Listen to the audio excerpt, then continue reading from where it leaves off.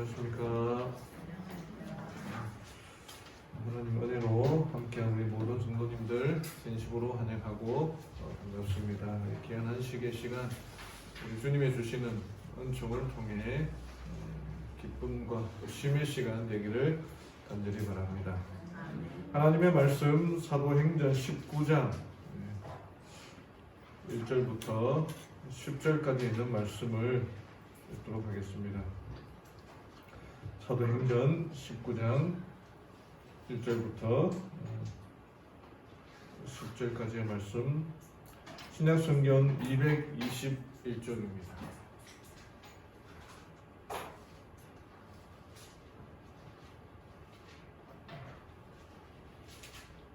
제가 천천히 읽어드리겠습니다. 제가 읽은 성경은요, 흥정역 성경이나 여러분들이 가지고 계시는 글자가 조금씩 다를 수 있습니다.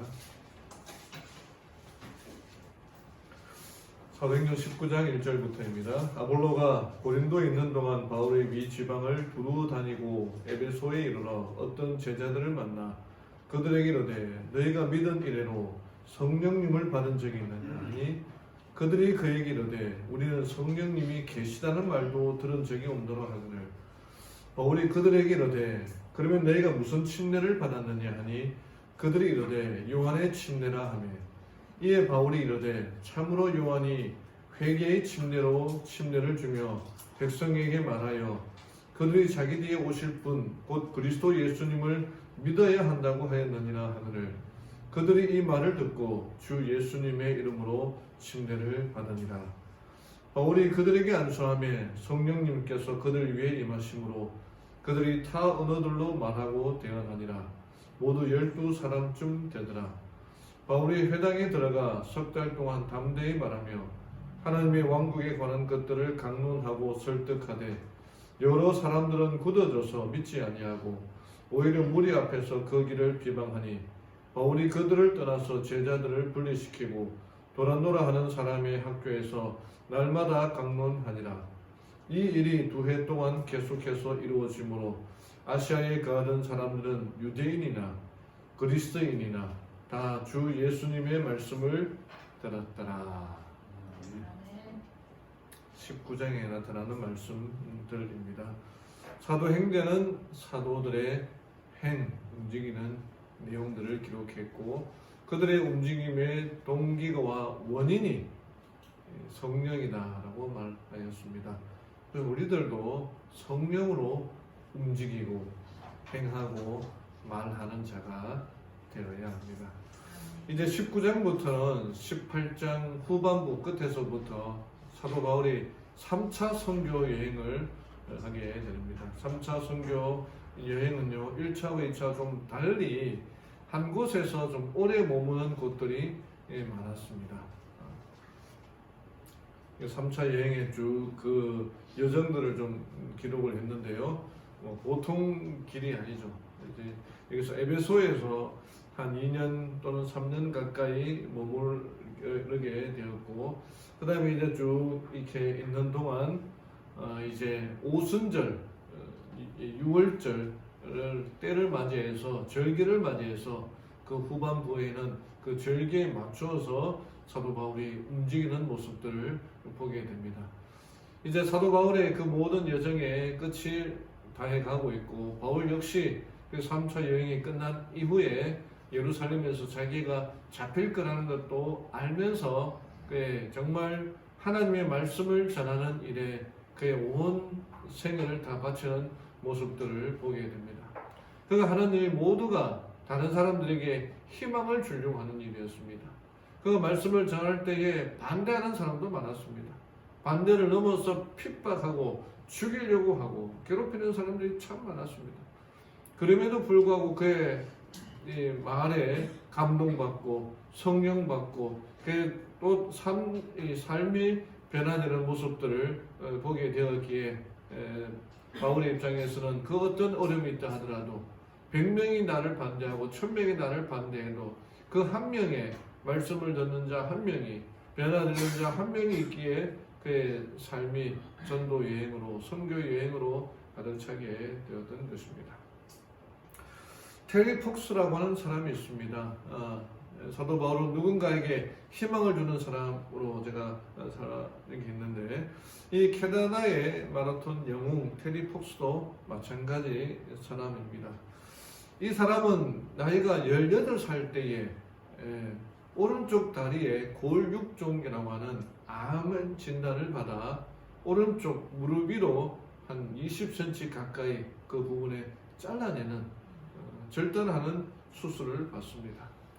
암으로 진단을 받은 다음에 한 16개월 가까이 암 치료를 받았는데, 그때 그가 입원한 그 병원에서 암으로 고생하는 그 어린 아이들을 비롯하여 수많은 사람들이 고통받는 그 모습들을 보면서 아직도 너무나 젊고 아름다운데 암 때문에 죽어가는 그 모습들을 통해 뭔가 좀 도움이 되어야겠다라는 생각을 하게 됩니다. 그래서 자신이 만약에 이 암을 극복하게 된다면은 자기가 이제 암 퇴치 연구를 위해서 자기의 일생을 바치겠다, 그렇게 결심하게 하고, 이제 다리에 의족, 그때는 뭐 지금처럼 좋은 의족이 나올 때가 아니라 정말 말 그대로 짝대기 하나 신발을 신고, 그 다음에 이제 뭐 붕대로 묶어서 그렇게 하는 의족을 하고 캐나다 횡단을 하게 됩니다. 뭐 그때가 1980년대니까요. 많은 사람들이 그 한 다리로, 또 한 다리는 이 나무 짝대기를 하고 달리는 것은 너무나 큰 위험이다, 모험이다. 또 암이 다 치료된 것도 아니었거든요. 그래도 불구하고 1980년 4월 12일에 불가능해 보였던 이 마라톤, 캐나다의 동쪽에서부터 시작해서 대서양 끝에까지 이르는 총 한 143일 동안 5,373km 이르는 거리를 하루도 빠지 않고 달렸습니다. 거의 뭐 하루에 한 40km 정도 그렇게 달린 거죠. 그 의적으로 보통 사람도 40km 달리려면은 보통 일이 아니지 않습니까? 의적으로 매일 마라톤 완주에 가까운 거리를 달렸고, 근데 144일째 되는 날 9월 1일이었는데 그 다리에서 생겨난 암이 폐까지 전이 되는 바람에 멈출 수밖에 없었습니다. 그리고 그의 생일, 23번째 생일을 한 달 앞둔 1981년 6월 28일 재발한 암을 이기지 못하고 사망하였습니다. 그 암 치료의 목적, 암 치료법을 찾는 일이 절실히 필요하다는 사실을 모든 캐나다 국민에게 알리기 위하여 시작된 이 희망의 마라톤은 그가 죽고 난 다음에 마라톤 테리 폭스 재단 설립으로 이루어졌고, 비록 그는 죽어서 세상을 떠났지만 암에 대한 관심을 높이고 암 치료에 대한 연구에 필요한 기금을 모금하는 일은 지금도 계속되고 있습니다. 그 희망을 주는 그 일에 시작되었다면 성경에도 역시 바울이 바로 그러한 사람이었습니다. 여기에 이사야 52장 7절에 좋은 소식을 가져오며 평화를 공포하며 복된 좋은 소식을 가져오며 구원을 공포하며 시온을 향하여 이르기를 내 하나님이 통치하신다는 자의 산을 넘는 발이 어찌 그리 아름다운고, 산을 넘는 자의 발길이 얼마나 아름다운가. 이사야 52장 7절의 말씀입니다. 바울은 그러한 마음으로 달렸을 것입니다. 그가 가는 데마다 환영하는 곳도 있었지만 돌로 죽이려고 하는 곳도 있었고, 유대인들이 끝까지 스토킹 아닌 스토킹을 하면서 그냥 반대하는 일도 있었지만, 그가 복음을 전하기 위하여 달렸던 그 발걸음은 얼마나 아름다운가. 그 발걸음을 우리가 본받으며 살아가야 하리라 생각이 됩니다. 여기에 이 음료 이름 아십니까? 하도 옛날 거라 잘 모르시나요? 2% 부족할 때라고 하는 한 10몇 년 전에 광고가 있었는데, 정말 이 음료계를 강타한 그때 당시에 유명한 배우가 나와서 이 음료에 대한 광고도 찍고 뭐 그렇게 했는데, 새로운 근데 이제 이 이름의 음료 이름이 제목이 2% 부족할 때, 뭔가 이렇게 뭘 먹어도 이렇게 만족감이 없고 뭔가 이루어졌을 때 뭔가 좀 부족하다는 느낌을 들 때 이걸 먹으면 된다라고 하는데, 뭐 먹어보신 분은 알겠지만 부족한 거는 마찬가지 2% 3%더 물 외에는 답이 없는 거죠. 근데 우리의 신앙생활에 있어서도 그렇게 부족하다고 느낄 때가 있습니다. 오늘 본문에 나오는 이 어떤 제자들의 모습이 바로 그러하였습니다. 뭔가 부족했었어요. 이 에베소 교인들이 요한의 침례도 받았고 신앙생활도 하는 것 같았는데 뭔가 부족한 상태로 지내고 있었습니다. 우리들도 우리의 신앙에 부족함을 느낄 때가 있어요. 뭔가 좀 부족해, 뭔가 좀 이 눈을 좀 반짝 뜨이는, 머리를 반짝 깨치는 그런 좀 진리를 알아야 되는데 모르고 살아가는 경우가 많이 있습니다. 그래서 우리가 옛날에, 지금도 그러나 모르겠는데 뭐 길거리에서 지하철에서 만나는 사람이, 전도하는 사람이 당신 구원 받았습니까? 그렇게 물어보면은 내가 구원 받은 것 같기도 한데 내 삶을 돌아보니까 아닌 것 같기도 하고 뭐 이렇게 당황할 때가 있죠. 이게 부족한 모습인 거죠.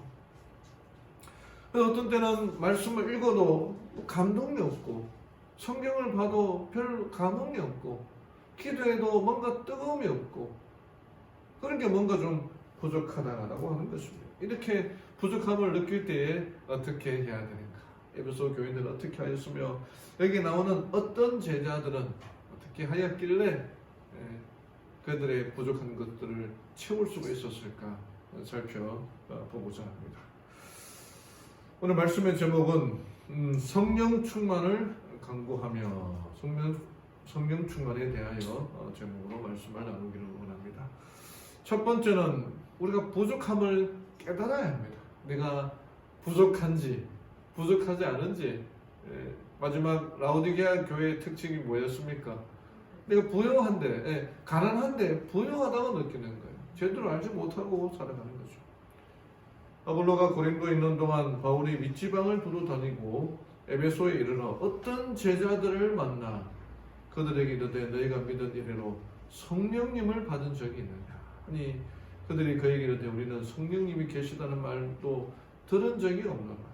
바울이 그들에게 이르되 그럼 너희가 무슨 침례를 받았느냐 하니 그들이 이르되 요한의 침례라 하며 이에 바울이 이르되 참으로 요한이 회개의 침례로 침례를 주며 백성에게 말하여 그들이 자기 뒤에 오실 분 곧 그리스도 예수님을 믿어야 한다고 하였느니라 하거늘 그들이 이 말을 듣고 주 예수님의 이름으로 침례를 받으니라. 이게 나옵니다. 이게 바울이 이제 그 윗지방이나 하면 그때 당시에 로마에 의하여서 길들이 이렇게 이 도로가 났었는데 이 윗지방 그 도로가 없는 곳에서 고생하며 에베소로 빨리 오기 위하여 왔다는 것입니다. 근데 에베소에 왔는데 교인들이 있는데 어떤 제자들을 만나게 됩니다. 이 어떤 제자들은 예수님의 제자들 또는 뭐 바울의 제자들하고 뉘앙스가 조금 달라요. 제자라고 하면은 예수님을 믿는 사람들이라고 하는데 어떤 제자라는 말은 불안전한 상태인 거예요. 뭔가 이제 확실하지도 않고 불확실한 좀 이상한 이 층에 있는 그런 것입니다. 근데 그들에게 바울이 너희가 성령을 받았느냐, 성령의 감동함을 느끼고 있느냐, 경험하고 있느냐라고 그렇게 말합니다. 근데 이 어떤 제자들은 성령님이 뭡니까? 그 처음 들어봅니다. 그래서 너희들이 바울이 어떤 침례를 받았느냐, 요한으로부터 침례를 받았다는 얘기 듣고 요한이 침례를 통해서 침례를 베풀고 예수님의 이름으로 침례를 베푼 다음에 예수 그리스도 자기 뒤에 오시는 예수님을 믿어야지 성령을 받을 수 있다고 그렇게 성령에 대해서 가르치는 겁니다. 그래서 그 제자들이 침례를 받고 성령에 대하여 배우게 되는 것입니다. 여기 있는 사람들 너희가 믿은 이래로 성령님을 받은 적이 있느냐? 어떤 제자들은 성령에 대하여 듣지도 못했다, 경험하지도 못했다 하는 이 신앙의 모습이 바로 나의 신앙의 모습이 아닌지 우리의 신앙의 모습이 아닌지를 살펴봐야 됩니다. 내가 교회도 나가고 교과도 공부하고 교사도 하고 또 교회를 위하여 봉사도 하고 있는데 내 마음이 예수님을 개인의 구주로 받아들였는지 내 마음의 뜨거움으로 살아가고 있는지 말씀을 들을 때에 그 깨우침이 있는지 내가 그냥 이런 대로 그냥 살아가고 있는 건지 아닌지 내가 살아온 그 시대 세월만큼 그냥 교회 안식일 토요일 되면 교회 오고 그냥 뭐 이야기하고 그냥 그 주중에 배운 것들 하나 있는 것 같고 그냥 얘기하고 시간을 때우며 살아가고 있는 건 아닌지 다시 한번 살펴봐야 된다는 것입니다. 성령이라는 게 오순절 시대의 제자들에게 강력하게 임했던 정말 불길이 내 머리 위에 오는 그런 성령뿐만 아니라 내 마음에서 하나님의 말씀을 어떻게 받아들이느냐 그것도 성령이라는 겁니다. 하나님께서 나에게 말씀하실 때 그 음성을 듣고 순종해야 되는 거죠. 여기 19장에서 보면은 8절 9절 보면은 같은 말씀을 전하는데도 어떤 사람들은 그 말을 듣고 비방하는 사람들이 있습니다. 그러니까 성령을 받은 것이 아니라 사탄의 말을 사탄의 능력을 받아들인 거죠. 우리가 말씀을 연구할 때 성령에 대해서 강조하고 그러지 않습니까? 성령을 받아야 된다 그러는데 그 성령에 대해서 이렇게 받고 싶지 않다는 식으로 말한다는 것 자체가 내 마음에 성령의 역사를 거부한다는 것입니다. 그래서 여기 있는 사람들은 어떤 제자들이 아니라 예수님의 침례를 받고 성령을 받은 이후로 하나님의 참된 제자가 된 것입니다. 최하진이라고 하는 분이 있습니다. 예수님이 정말 똑똑한 사람이라서 28살에 카이스트 졸업하고 연구원으로 살아가고 있는 사람이었습니다. 근데 이 사람의 삶이 그가 교회는 다니는데 그냥 일반 그 사람들처럼 뜨거움이 없었어. 이게 그 사람이 쓴 책이 이렇게 말하고 있습니다. 나는 모태신앙이 아니라 모태신앙. 들어보셨죠? 모태신앙이라는 말이 엄마 뱃속에서부터 교회를 다닌 사람 아닙니까? 근데 그 특징이 뭐냐면은 뭘 이렇게 얘기하고 부탁하면은 교회에서 뭐 이거 좀 해주십시오라고 하면은 뭐라고 말한다는 거예요? 아이고 나는 못합니다. 수석집 사십시오. 아이고 나는 못합니다. 뭐 장로님 하십시오. 나는 못합니다. 뭐 순서 좀 쓰십시오. 나는 못합니다. 이런 신앙입니다. 모태 신앙이 아니라 못하겠다는 신앙입니다. 자기는 여기 말하기는 평신도가 아니라 그보다 못한 병신도라고 하는 거예요. 참 이게 재밌는데 진짜 집사, 진집사가 아니라 나일론, 이 나일론이 이제 뭐 이렇게 석유로 만든 가짜 그런 비슷한 제품 아닙니까? 나일론 집사, 나집사, 가짜 집사라는. 발목 신자라고 하는데 발목이 뭐냐면은 교회에 와서 물에 이렇게 침례를 받아도 푹 잠겨야 되는데 발만 찰랑찰랑 잠겼다. 교회에 와서 잠깐 발만 적시고 또 세상에서 마음대로 살아가는 뭐 술도 마시고 담배도 피고 뭐 그냥 다 하는 그런 엉터리 신자였다라고 그렇게 한다는 겁니다. 자기는 그렇게 이제 얘기를 하는 거예요. 그 다음에 이 대덕연구원에서 대전에 이렇게 일과 시간 끝나고 퇴근하면은 자기 이제 이 동료들끼리 모여가지고 고스톱도 치고 포카도 치고 그렇게 했다는 거예요. 그리고 또 뭐 골프도 치고 뭐 그런 식의 하다 보니까 자기도 고스톱을 칠까 포카를 칠까 하다가 이 고스톱을 같이 이제 치는 그런 취미생활이 있나 봐요. 그 취미에서 하는데 돈을 따지를 못해가지고 어떻게 하면 돈을 딸까 또 이제 똑똑한 사람 아닙니까? 연구를 하다 보니까 고스톱 칠 때 광팔이라고 하는 게 있다고 합니다. 여러분들은 광팔이가 잘 뭔지 모르니 잘 모르시는 모양인데 저도 잘 모릅니다. 이렇게 칠 때 뭐 광을 내놓으면 팔아가지고 돈을 버는 그런 게 있나 봐요. 그렇게 해서 막 광도 팔면서 이렇게 어느 날 하루는 그렇게 하다 보니까 자기 별명이 광팔이었는데 어느 날 그렇게 저녁에 이제 재밌게 놀고 광도 팔면서 집으로 돌아오는 중에 문득 드는 생각이 있었다는 거예요.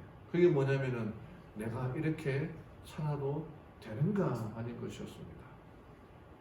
갑자기 찾아온 자기가 신앙생활을 하면서 뭐 주말에는 교회 가고 주중에는 그냥 막 연구하고 이거 시간 끝나면은 뭐 고스톱도 치고 이렇게 그리스도인답게 내가 이렇게 살아가는 게 맞는가라고 하는 그런 생각에 들어서 그때까지는 성경도 잘 안 읽어보다가 그런 생각이 들어서 웬일로 집에 돌아와 성경을 읽기 시작했다고 합니다. 성경을 읽으면 어디서부터 읽습니까? 대부분의 사람이 안 읽다가 읽기로 마음먹으면 창세기부터 읽지 않습니다.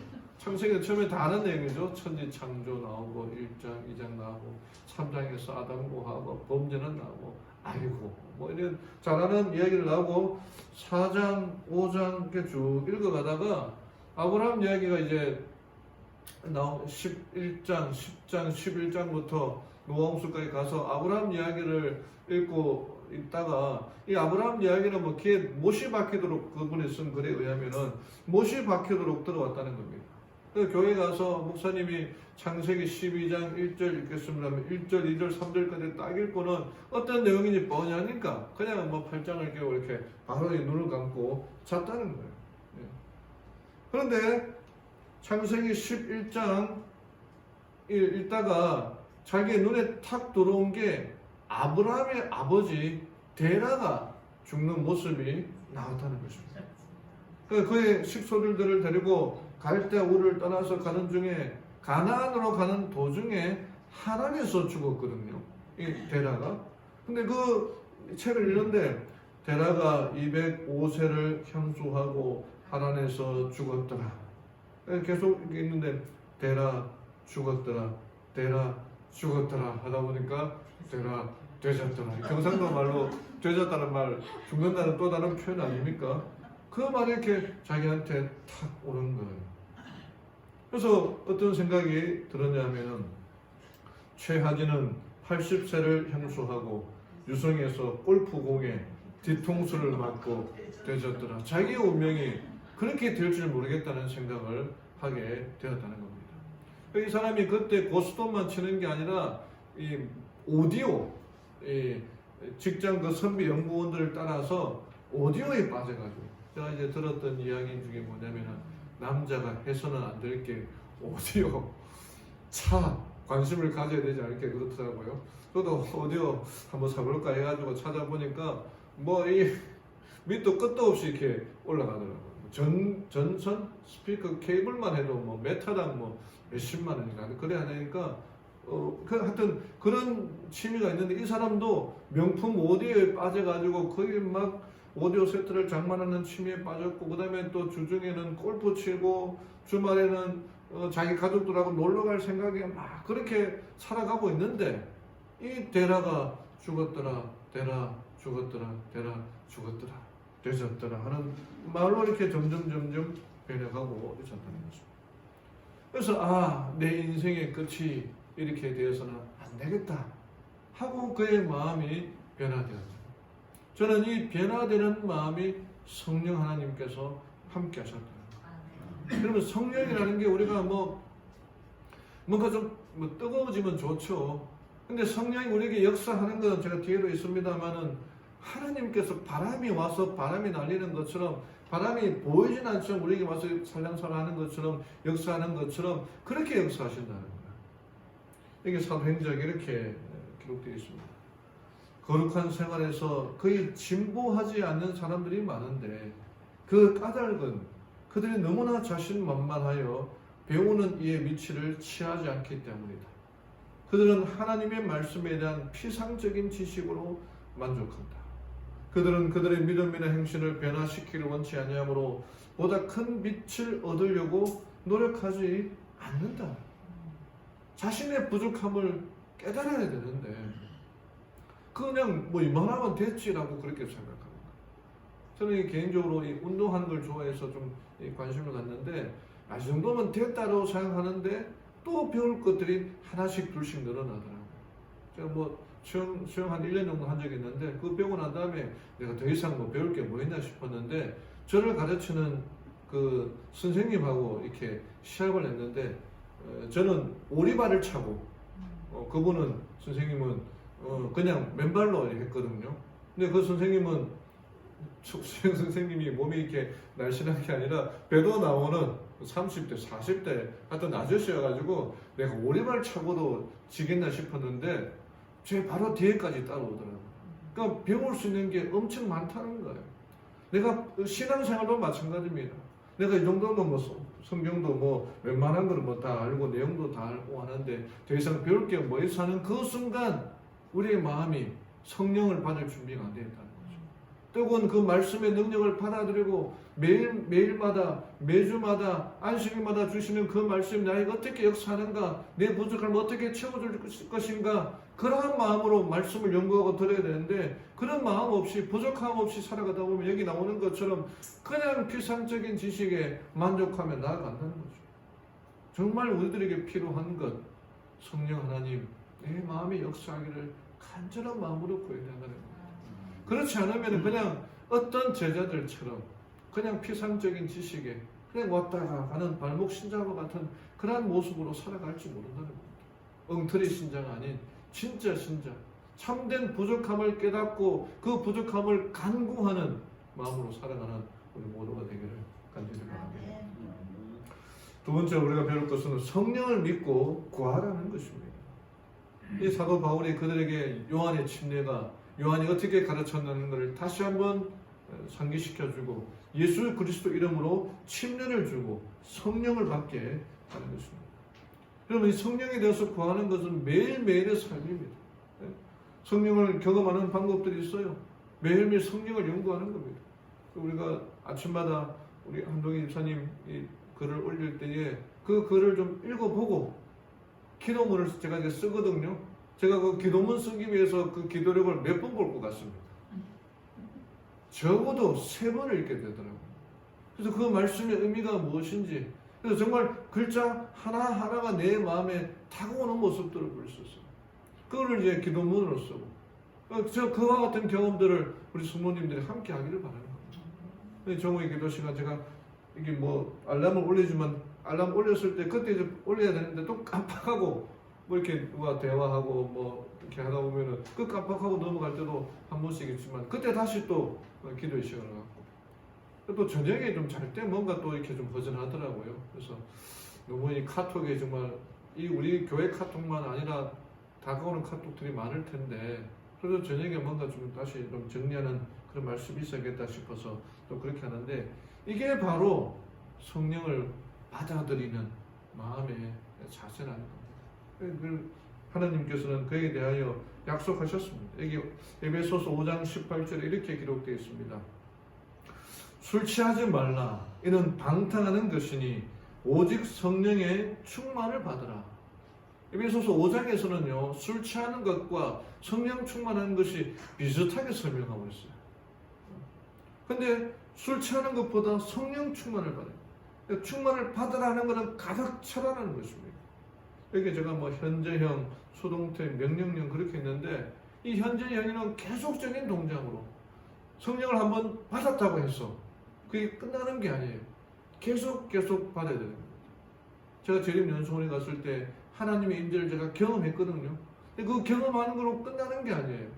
계속해서 내 말씀에 내 삶에 역사하시고 임재하시는 그 경험을 해야 된다는 거예요. 그러면 수동태라는 이 충만을 받으라는 말은 내가 이 성령 충만을 만들어낼 수가 있는 게 아니라 성령 하나님께서 내 마음에 역사하셔야지만 가능하다는 거예요. 그걸 받아들이게 되는 거예요. 그 다음에 명령이라는 것은 나에게 선택의 여지가 있는 게 아니라 그냥 그 명령을 따라가는 거예요. 받으라는 거예요. 교육책에 하나님이 하시는 모든 명령은 하나의 약속이다. 그러기 마지막 때가 되어갈수록 성령 충만을 경험해야 되는 거예요. 지금 한 10% 찾다면은 그 다음에는 20%, 30% 점점 그 마음으로 받아들여야 되는 거예요. 이게 이스라엘 그 절기에 의하면요, 1년에 비가 2번 내리게 되어 있는데 하나는 건기고 하나는 우기인데 이른 비는 파종을 위해서 내리는 비고 그 다음에 늦은 비는 추수를 위하여 내리는 비입니다. 하나님께서는 분명히 약속하시기를 여호와께서 너희 땅에 이른 비, 늦은 비를 적당한 때에 내리실 것이다. 그래서 이른 비는 우리의 신앙의 첫 출발입니다. 그 다음에 늦은 비는 우리의 신앙의 마지막 말씀을 전하는 그 사역에 동참하게 됩니다. 이른 비도 중요하고 늦은 비도 중요합니다. 여기 오순절 때에 이른 비라고 하는데 오순절 날이 이미 이름에 저희가 다 같이 한 곳에 모였더니 호련히 하늘로부터 급하고 강한 바람 소리가 있어 저희 앉은 온 집에 가득하여 불에 혀같이 갈라지는 것이 저희에게 보여 각 사람 위에 임하여 있더니 저희가 다 성령의 충만함을 받고 사도 시대에 성령을 부어주심은 이름비었고 그 결과는 영광스러웠습니다. 그 제자들은 그 성령을 받은 다음에 모습들이 이렇게 바뀌게 돼요. 기도하고 찬양하고 교제하고 나눔에 되고 기쁨을 얻게 되고 전도하며 용기를 갖게 되는 거죠. 그러니까 사도 시대의 그 사도들의 모습은 하늘 분위기였어요. 우리도 이런 모습으로 나아가야 되는 겁니다. 하늘 분위기를 경험해야 되는 거예요. 정말 내 마음에 끊임없이 역사하는 사단의 음성과 하나님의 음성 그 둘 가운데에 하나님의 음성을 받아들여야 돼요. 성령을 받았다고 해서 모든 것이 끝나는 게 아닙니다. 이게 오순절 때에 아나니아와 삽비라 이야기 제가 전에 들었지 않습니까? 아나니아와 삽비라가 이때에 이 다락방에서 성령을 받은 사람 중에 하나였어요. 그도 뜨거운 성령을 받았습니다. 자기 모든 것들을 하나님께 드리려고 결심하였어. 성령의 능력으로. 성령을 받았음에도 불구하고 그들의 마음이 사단의 속삭이고 음성이 들어왔을 때에 바뀌게 되지 않습니까? 그러니까 일부를 다 드리는 것이 아니라 일부만 드리고 거짓말하고 베드로를 속이고 성령을 속이는 일이 일어나지 않습니까? 성령을 받았음에도 불구하고 매일매일 우리의 삶 속에서 작은 일부터 말씀 읽고 정말 바빠서 힘들더라도 기도력의 말씀을 읽고 아니면 내 개인적으로 하는 게 있다면 성경을 한 장 읽고 또는 2장 읽고 그런 삶이 되어야 된다는 거예요. 그러니까 성령을 받아들일 준비가 되어야 되는 거죠. 늦으면 더욱 풍성할 것이다 약속하고 있습니다. 시온의 자녀들아 너희는 너희 하나님 여호와로 인하여 기뻐하며 즐거워할지라다. 그가 너희를 위하여 비를 내리시되 이른 비를 너희에게 적당하게 주시니 이른 비와 늦은 비가 전과 같을 것이다. 이른 비가 풍성했던 것처럼 늦은 비도 풍성하게 될 것입니다.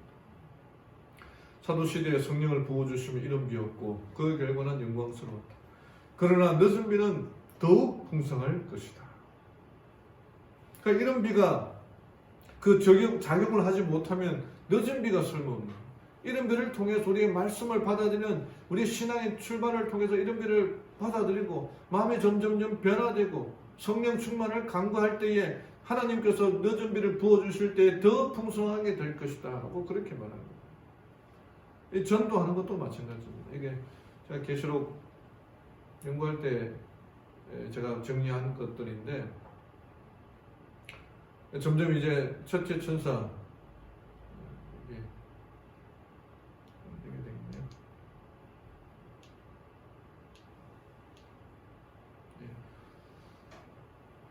좀 문제가 생기는 모양인데 이 첫째 천사, 둘째 천사, 셋째 천사의 기별이 전해지고 있는 시대가 지금 이 시대 아닙니까? 그 다음에 계시록 18장에서 심센 천사의 기별이 전해지게 돼요. 그때 성령이 부어지게 되고 우리가 늦은 비를 통해서 온 세상에 전파하는 그때가 될 거예요. 그때 이 늦은 비의 경험을 통해서 내가 지금 받아들이고 있는 이 훈련의 결과를 통해서 하나님의 말씀이 전하는 게 폭발적으로 드러나게 돼요. 이게 온 세상은 무수한 음성으로 경고를 받을 것이다. 이적들이 일어나고 병자들이 고침을 받게 될 것이며 표적과 기사들이 믿는 사람에게 따를 것이다. 저는 개인적으로 오순절 때에 제자들이 안전뱅이를 고치고 정말 역사가 일어났지 않습니까? 오늘 19장의 후반부에 보면은 바울도 그런 일을 하거든요. 정말 바울이 희한한 능을 행한다라고 그렇게 되어 있습니다. 바울이 쓰던 수건을 그 환자들에게 두면은 병이 낫게 된다는 거예요. 지금 그런 일이 일어납니까? 아직 때가 되어 있지 않다는 거죠. 그럼 마지막 때에 믿는 사람들에게 능력이 부어지면은 이적과 기사가 일어난다는 거예요. 병자를 고치고 표적과 병자들이 고치고 이적들이 일어나는 역사가 일어나게 될 거라는 거예요. 우리가 그때를 위하여 준비해야 되지 않겠습니까? 초대교회의 제자들이 오순절에 성령의 부어주심을 위해 준비된 것은 고백과 죄에서 떠나는 일, 기도와 하나님께 자기 자신을 헌신하는 일을 통해서였다. 동일한 일이 더욱 크게 현재 이루어져야 한다. 우리가 실제적인 그리스도인의 덕성을 구현하는 일에 날마다 전진하지 않는다면 우리는 늦은 비 때에 성령의 나타남을 인식하지 못할 것이다. 중요한 말씀이 있는데요. 우리가 마지막 때에 성도들 중에 어떤 사람은 이적을 베풀고 병자들을 고치는 일이 일어나게 되는데, 또 같은 성도들 중에 어떤 제자, 어떤 사람은 늦은 비에 성령의 나타남을 보지 못한다는 거예요. 어떻게 그럴 수가 있죠? 장 장로님이 병자를 고치고 이적을 베푸는 일을 했는데 다른 분들은 그 일이 성령의 나타나심을 모른다는 거예요. 저는 그럴 수 있다고 생각합니다. 그거는 우연히 생각하기를 그냥 뭐 우연히 뭔가 일본말로 아다리가 맞아가지고 됐을 것이다, 그렇게 생각하는 거예요. 병자가 고쳐진 일이 그렇게 된 거예요. 그러니까 성령의 능력이 아니라 그냥 뭐 하다 보니까 그렇게 된 거라고 한다는 거예요. 그러니까 성령의 역사하심을 알지도 못하고 깨닫지도 못한다는 그 일이 일어나게 된다. 그럼 그때 성령이 부어주실 때 우리 모두가 다 동참해야 되지 않겠습니까? 근데 어떤 일에 대하여 그건 성령이 아니다, 저 천사가 하는 일이 아니다, 사탄이 하는 일이다. 마치 바울 시대에 비방하고 돌을 저는데 비방하고 핍박하고 쫓아내고 그런 일을 하는데 우리가 그 일에 동참해서는 안 되지 않습니까? 사랑하는 우리 성도 여러분, 이 늦은 비가 내려질 때에 모두가 성령 충만을 간구함으로 그 약속 이루어지기를 믿는 마음으로 살아가는 우리 성도들 되기를 간절히 바랍니다.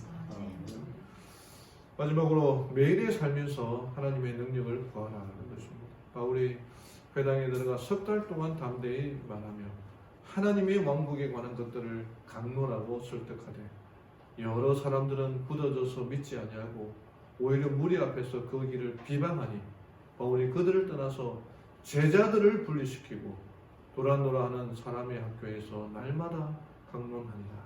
이 일이 2해 동안 계속해서 이루어지므로 아시아에 가던 사람들은 유대인이나 그리스도인이나 그리스인이나 다 주 예수의 말씀을 들었다. 이게 바울이 말씀을 전하는데 석 달 동안 가르쳤는데 어떤 사람은 그 도를 안 듣는 사람이 생겼어요. 여기 제가 눈에 들어오는 게 뭐냐면은 어떤 여러 사람들은 굳어져서 믿지 아니하고 오히려 무리 앞에서 그 길을 비방하니 바울은 그들을 떠나서 제자들을 분리하고 도란도란하는 사람의 학교에서 날마다 강론하였다. 제자들이 있는데 그 제자들 중에 제자들을 분리했다는 거예요. 어떤 제자들? 하나님의 제자들로 분리했다는 거예요. 그러니까 바울이 이 말씀을 전할 때에 비방하는 사람들이 생겼는데 바울이 택한 방법은 그 사람을 분리하고 그 사람들이 교회에 나오니까 바울의 설교를 듣는 거 아니에요, 그죠? 회당에 들어오는 거 아니겠습니까? 그 사람들로 나가라고 한 게 아니라 그 사람들로 받아들이고 그 중에서 제자들을 분리해서 도란도 학교를 세워서 거기서 날마다 말씀을 강론했다는 거예요. 저는 이 분리라는 말에 가슴이 쿵 하고 와닿았는데 우리들은 분리되어서는 안 돼요. 하나님의 제자가 되어야 되는 거죠. 성령이 역사하실 때 그 성령을 비방하고 성령을 받아야 됩니다 라고 말하는데 성령이 뭡니까? 그거 뭐 우리하고 관계없는 거잖아요. 그렇게 말한다는 것은 말 생각 자체가 분리되기를 원합니다. 그렇지 않기 위해서 이렇게 약속합니다. 그런 생명의 떡을 먹고 구원의 물을 마셔야 합니다. 이 떡과 물은 어떻게 합니까? 일주일에 한 번 먹으면 땡입니까? 아니죠. 점심을 맛있게 먹었다고 해서 저녁을 안 먹어도 됩니까? 물론 안 먹는 경우도 있겠죠. 그러나 매일매일마다 먹어야 됩니다. 뭐 여름 되면 뭐 보신탕이라고 해서 삼계탕 한 그릇 먹으면은 여러분 여름에 삼계탕 한 그릇 먹으면은 여름 내내 아무것도 안 먹어도 됩니까? 매일매일 먹어야 되는 거예요. 생명의 떡, 구원의 물은 매일매일 마셔야 됩니다. 그런 깨어 기도하고 일하며 모든 일에 있어서 그분의 말씀 가운데 나타난 하나님의 교훈에 유의해야 됩니다. 매일매일 해야 되는 거예요. 제가 지난해 책을 탁구 얘기 좀 했는데 이렇게 이거 연습한다고 하지 않습니까?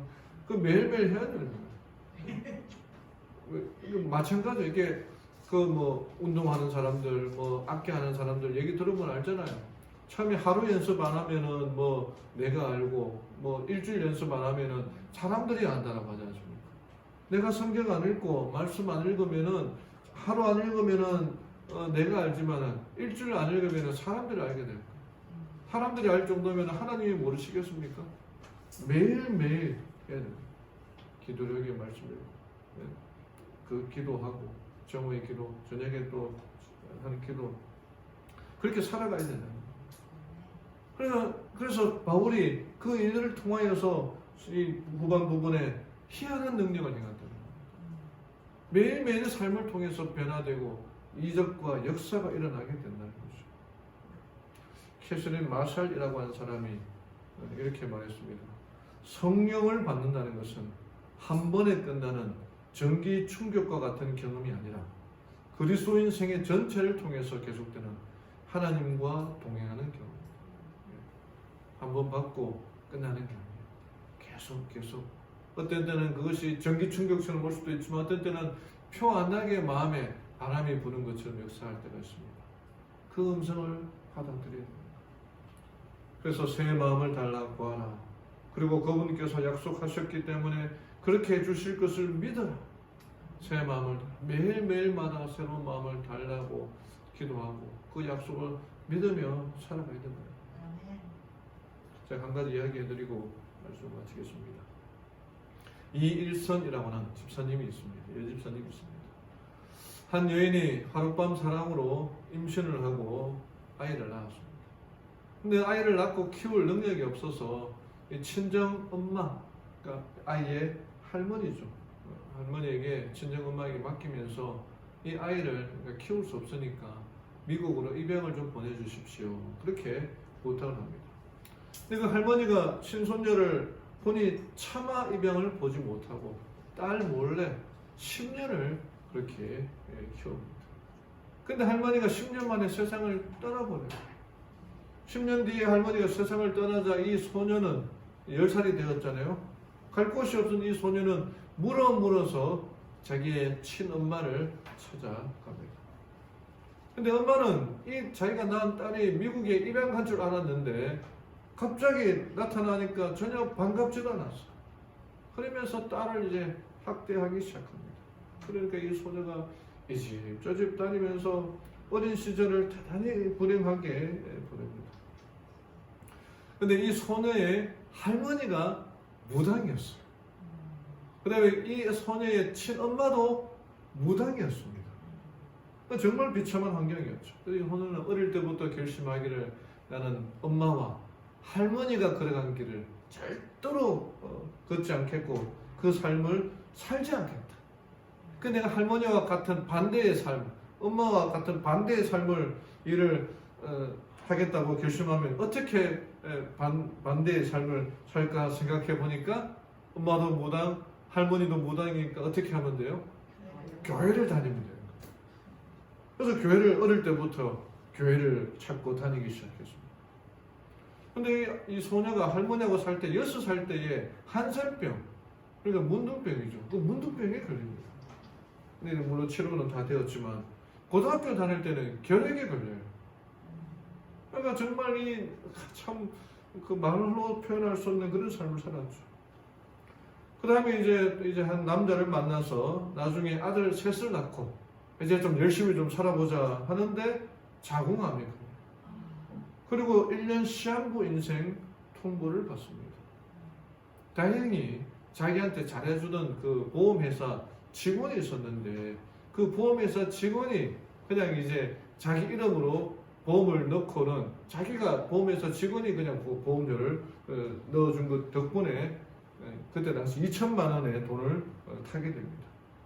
그것으로 이 엄마는 자기의 남편과 그 세 아들을 위하여 마지막 쓰기로 하고 그 아이 한 명 한 명 이름을 카세트 녹음기에다가 녹음을 하면서 가족들에게 이제 전하는 말들 그런 이별할 준비를 하게 됩니다.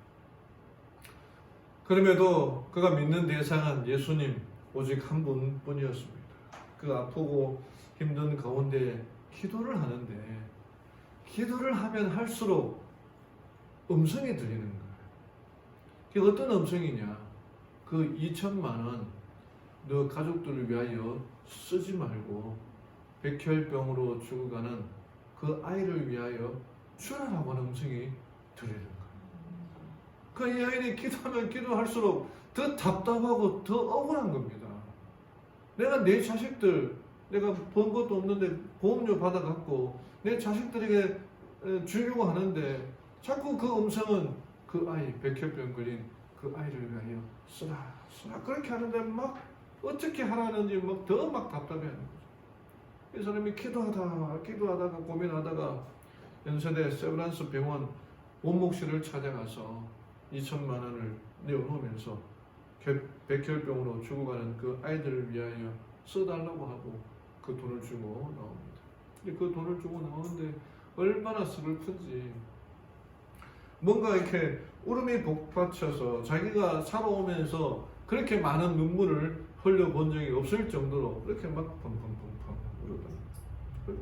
안 그렇겠어요? 자기 자식들을 위해서 그 남은 돈을 줘야 되는데 뭔 이 성령의 음성인지 그 가난 백혈병 나하고 아무 관계없는 그 아이를 위하여 주라고 하니 그래서 속을 빠져 펑펑펑펑 우는데 한참을 그래 울었는데 갑자기 자기 마음에 또 들려오는 음성이 뭐냐면은 암이 나았다라고 하는 그 생각이 들렸다는 거예요. 그래서 병원을 찾아가서 그 MRI를 찍어보니까 암이 정말 다 사라져 버렸다. 아버지 얼굴도 알지 못하고 자신을 낳은 엄마는 자신을 버렸고 학대하였고 할머니는 일찍 돌아가시고 6살에는 한센병에 걸려 고생하고 고등학교 다닐 때는 결핵에 걸려 고생하고 온갖 다 고생을 하면서 믿을 수 있는 대상은 그리스도밖에 없었는데 살든지 죽든지 예수님 안을 붙잡을 수밖에 없었는데 하나님께서는 그렇게 마음을 다하여 하나님을 붙잡는 그 여인에게 그 여인을 버리지 아니하시고 불쌍히 여기시고 그녀에게 가장 좋은 길을 제시해 주셨다는 것입니다. 지금 이 아이는 남편과 함께 학원을 운영하는데 자기처럼 불쌍한 사람들을 또 모으면 성공부도 가르쳐주고 성경도 가르치고 하나님을 증거하는 일을 위하여 힘쓰고 있다는 겁니다. 이 CTS 기독교 방송에서 나오는 그 간증인데 이 또한 성령의 은혜로 살아가게 되는 것입니다. 하나님 성령 여러분 이런 특별한 간증만 성령 받은 게 내 마음에 일어나는 그 감동이 일어날 때 하나님께서 드리는 그 음성을 듣고 하나님 내가 더 이상 이렇게 살아서는 안 되지 않습니까? 더 나은 삶, 새로운 마음을 주십시오. 이런 마음으로 살아가야 된다는 거죠. 사랑하는 우리 성도 여러분, 우리에게는 성령이 필요합니다. 성령을 간구해야 돼요.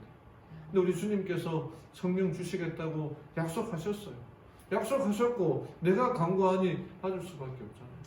날마다 역사하시는 하나님의 능력을 경험하며 살아가는 우리 성도님들 되기를 바라며 오늘 말씀을 마치겠습니다.